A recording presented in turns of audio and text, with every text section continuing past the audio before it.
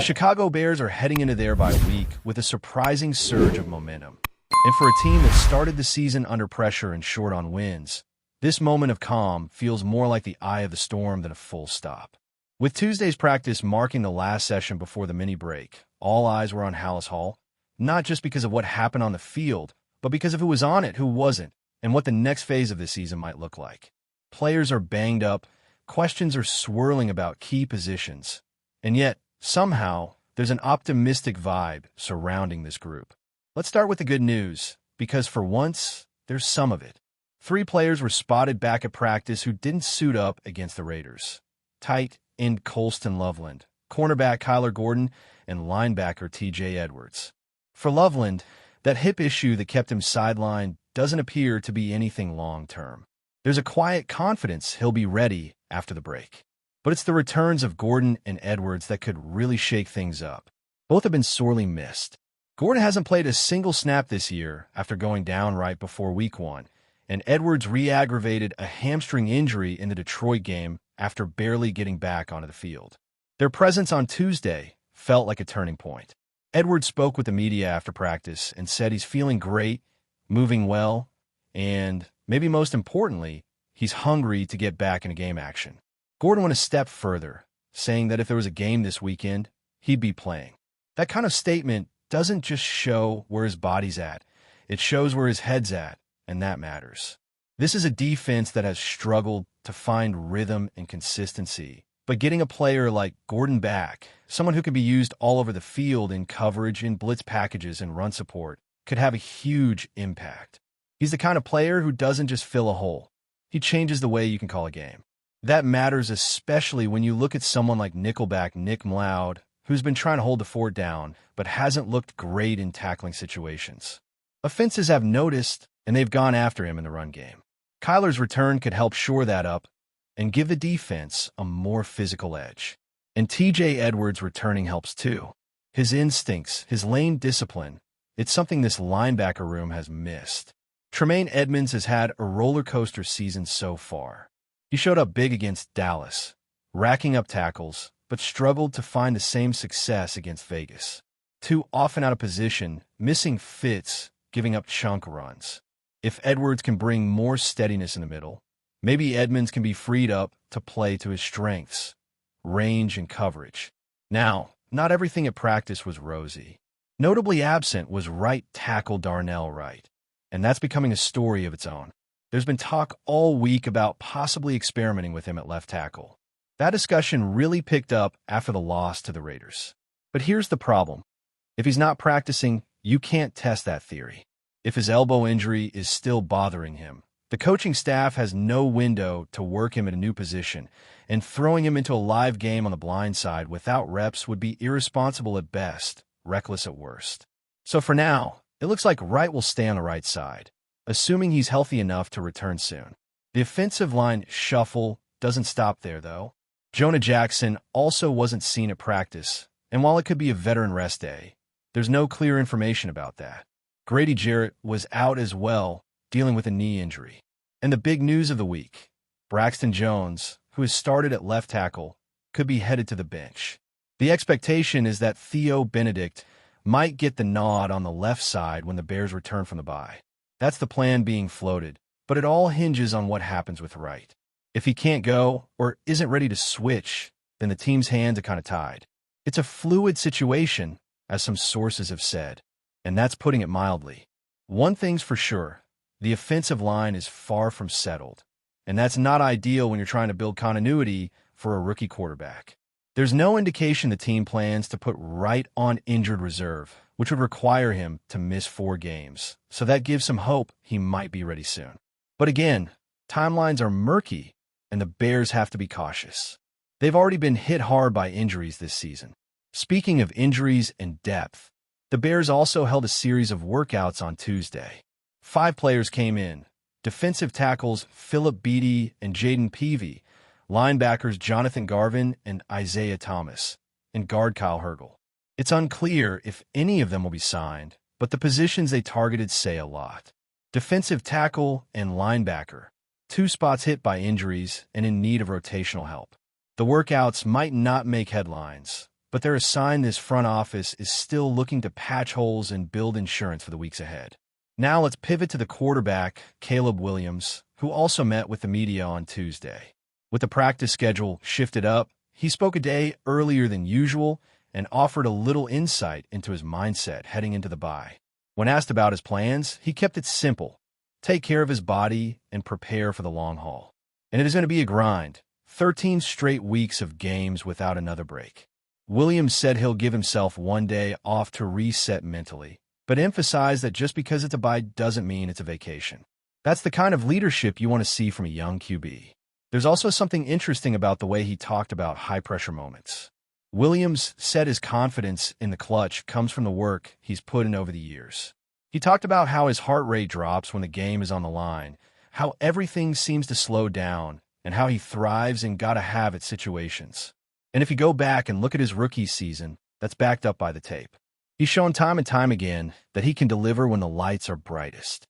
Whether it's rallying late, making big throws in the fourth quarter, or calmly leading game-winning drives, Caleb's ability to stay composed in chaos is rare. The stats back it up too. His fourth-quarter numbers across the board are stronger than any other frame of the game. Efficiency, accuracy, touchdown-interception ratio, it's all better in crunch time. And sure, not every late-game moment has ended in a win. There have been blocked field goals, defensive collapses, even the occasional bad sack. But more often than not, Williams has done his job. That poise, especially in a league defined by one-score games, is a weapon. As for where he goes from here, there's still room to grow. His accuracy is trending in the right direction, but there are still 3 to 5 throws per game that you'd like to have back. That's normal for a young quarterback, especially one adjusting to the speed and complexity of NFL defenses. But when you look at his growth already and how he's handled adversity, injuries around him, pressure in the pocket, fluctuating protection, it's hard not to feel optimistic.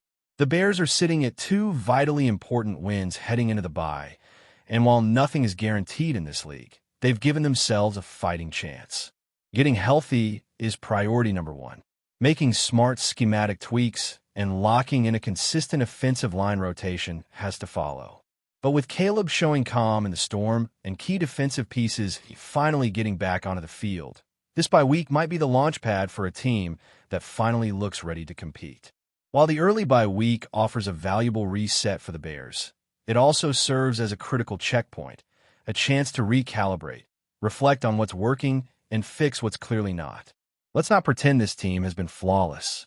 In fact, far from it. The 2 recent wins gave them momentum, yes, but they also masked some real flaws that still need addressing. Penalties, inconsistent offensive line play, and spotty defensive execution have all made life more difficult than it needs to be. And that's exactly what the coaching staff needs to spend this week figuring out. The margin for error going forward? It's razor thin. That's why the return of players like Kyler Gordon and TJ Edwards means more than just a stronger lineup card. Their presence brings structure. It brings leadership. It brings identity. Gordon's versatility allows this defense to disguise coverages better and get more creative with blitz packages. He's fast, physical, and smart. And that kind of combination is rare. You feel his absence in the middle of the field. And Edwards, with his ability to read and react quickly, gives the Bears someone who can clean up broken plays and bring order to the chaos in the front 7. Those aren't just plug-and-play guys. They're potential tone setters for a unit that desperately needs more consistency. But if the defense is going to make a leap, it needs help from the offense, and that starts with protecting the quarterback. The Bears' offensive line situation is probably the most uncertain it's been in months. Darnell Wright's injury status remains in question, and it's not just about whether he can return. It's about whether he can return and immediately contribute.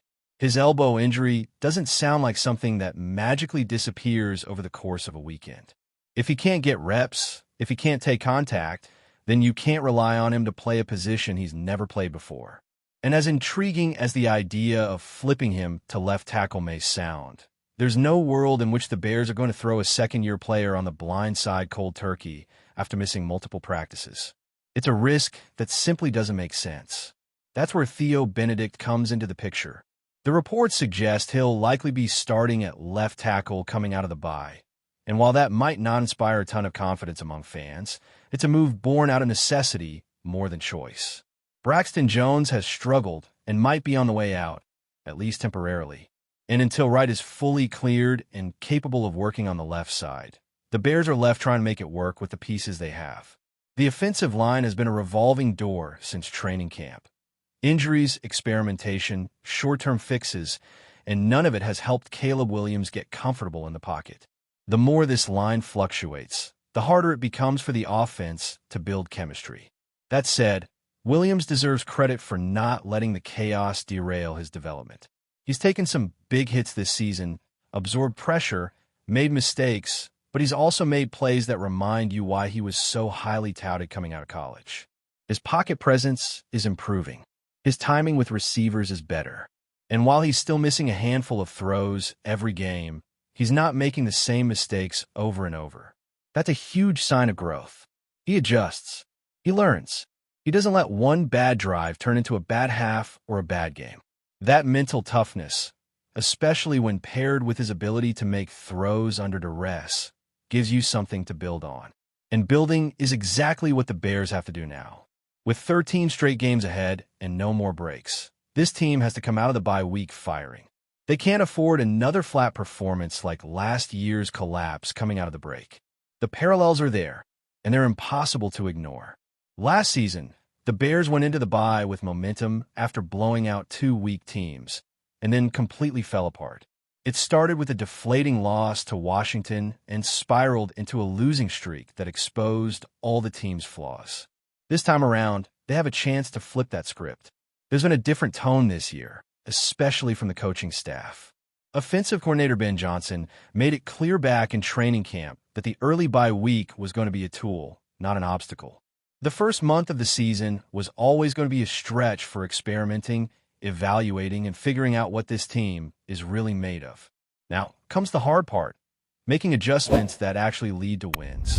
Whether that's changing the way they attack in the red zone, mixing up coverages on defense, or finally settling on a starting five up front, the Bears don't just need tweaks, they need solutions. Before we continue, don't forget to subscribe to our channel and give this video a like. Your support helps us keep bringing you the latest updates on our Chicago Bears. And don't be shy. Drop your thoughts on the news in the comments below. In a move that has left the NFL world in utter disbelief, the Chicago Bears have reportedly shaken up the league by announcing that Josh Allen, the star quarterback of the Buffalo Bills, is heading to Chicago. Sources close to the team suggest that negotiations were intense and kept tightly under wraps, fueling speculation about the Bears' aggressive strategy to reclaim relevance in the NFC North. Insiders claim that Allen's arrival could signal a dramatic shift in Chicago's offensive identity, giving the Bears a high-powered arm that has terrorized defenses in Buffalo for years. Fans and analysts alike are buzzing with theories about how this blockbuster move might impact both teams. Could the Bills be starting a rebuild, or is this just the tip of a larger shakeup in the league?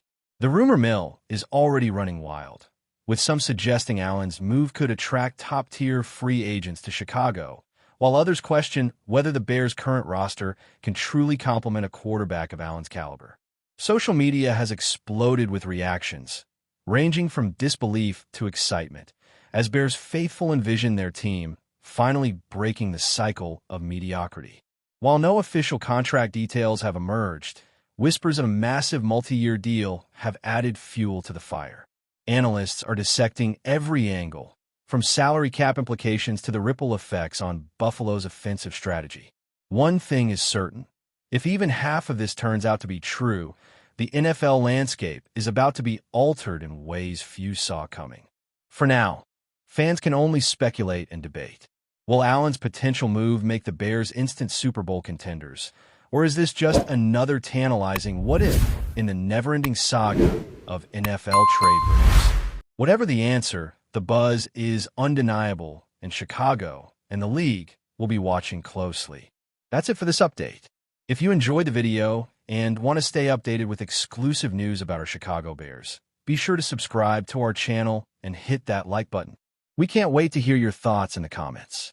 See you in the next video.